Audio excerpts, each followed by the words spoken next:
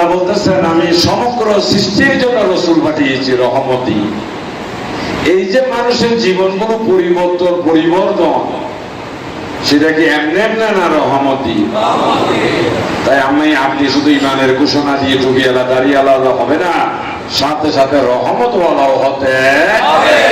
যদি রহমত না থাকে যে কোনো মুহূর্তে আমি আমার চরিত্রে এই টুপির অবমূল্যায়ন করতে পারি, এই দাড়ি অবমূল্যায়ন করতে পারি। বাংলাদেশের টাকার ওয়াসার একজন ড্রাইভার, প্রত্যেক রেখায় দেখলাম কোটি কোটি টাকার মালিক, ওনার মুখে কি দাড়ি নাই? একজন ড্রাইভারের বেতন কত? 10 থেকে 15,000।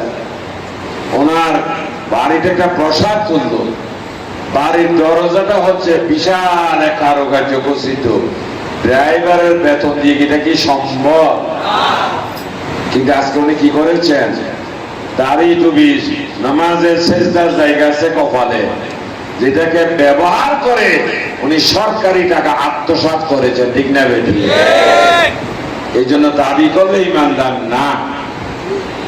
আপনি এটা ঘর নির্মাণ করার আগে শক্ত একটা বেজ যদি না দেন, ঘরের পিলার রাখা সম্ভব হবে।